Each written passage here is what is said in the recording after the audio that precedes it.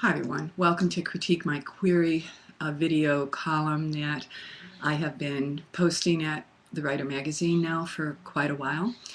For those of you who don't know me, I'm Marla Miller from marlamiller.com, and I teach workshops pretty much around the country called Marketing the Muse, and I invite you to check out my website. Lots of good stuff there, as there is lots of good stuff at The Writer magazine, an association that I have enjoyed for many years. Okay, we've got a query letter here, and I want to get to it because I have a few things to say about it. Let's go.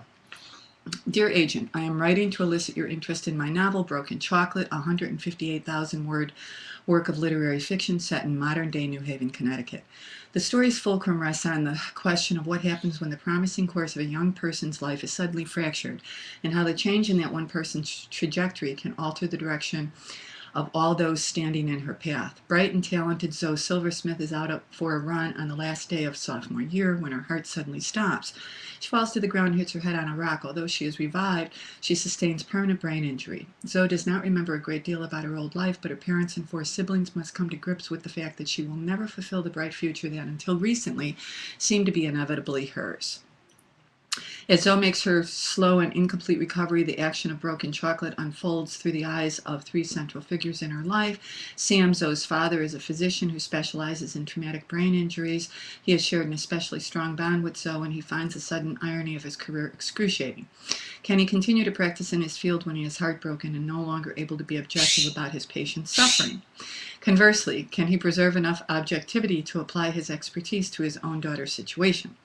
Perhaps most critical is the question of whether he can forge a stronger connection with his other children in spite of his bitterness over Zoe's injury. The second key player in Zoe's twin brother Zev, who is painfully shy, but whose psyche is intertwined with his outgoing and popular sisters. Until now, he has been content to rely on Zoe as his social proxy, but her injury forces him to think and act for himself. Zev must try to overcome his guilt and loneliness as he begins to pull ahead of Zoe in every sphere of life. Zoe's mother, Liv, provides a third point of view. She is a gentle souled amateur pastry chef and deeply devoted homemaker who has always been a little intimidated by her accomplished daughter, but maintains a resolutely optimistic view of life. She now finds herself questioning her cherished beliefs as she is thrust to the front lines of Zoe's arduous and often Sisyphean rehabilitation process. Sorry if I butchered that word. As her family tries to re-envision Zoe's role in the world, they are confronted with a further quandary. Should they continue to lament even if Zoe herself does not understand what she has lost, or if she appears to be, for the most part, happy? Zoe's own perspective is revealed through a series of dreams that have been recorded by her speech therapist. The most surprising revelation about Zoe's injury lies not in how it changes the course of her life, but in how it affects the transformation and ease in each of their lives as well. The story is above all an anthem to the joys and sorrows of being part of a family. I came to this subject primarily through 9 years of managing my husband's medical practice, which sees primarily patients with severe traumatic brain injuries. I have also done graduate work in literary analysis and in neurological speech pathology, and have raised 4 children of my own. It's my hope that fans of the Ann Patchett's tender character treatment and of Alice Hoffman's dark and enchanting reflections on family life would enjoy reading Broken Chocolate as well. I'm pleased to provide any portion of the manuscript for you to read. Thank you for your consideration. Sincerely yours. Okay, now, literary fiction, 158,000 words, first novel, I'm assuming. This author asked me to pay particular attention to the opening. So I'm assuming that she wants to know if it hooked. Okay, let me just give an overall of what I think about this query letter, to begin with, and then we'll get into some detail. That query letter took me about 4 minutes to read, maybe a little bit less. That's a long query letter. Okay, so that's my first bit of feedback to this author. It's just too long. And here's why it's too long. It's too long because it goes into, and you probably heard it as I was reading, it goes to more of a synopsis of what this book is about. That third paragraph is absolutely dense with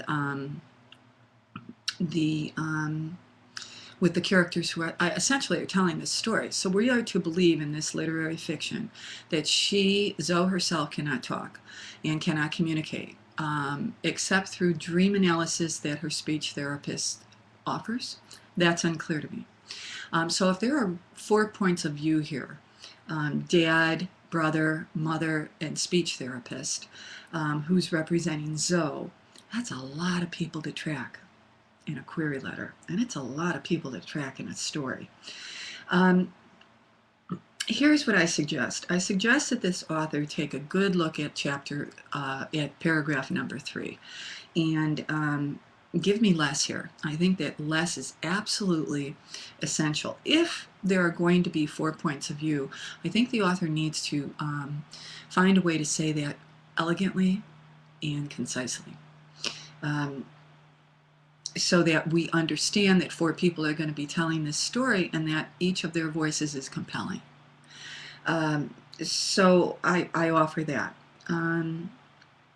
The other thing, in terms of what hooked me, I guess the first sentence that really hooked me, because, and again, we post these right here, and the reason why we post these is so you can take a look too. That second paragraph is an intro to the third paragraph, which is really where the meat of the story is.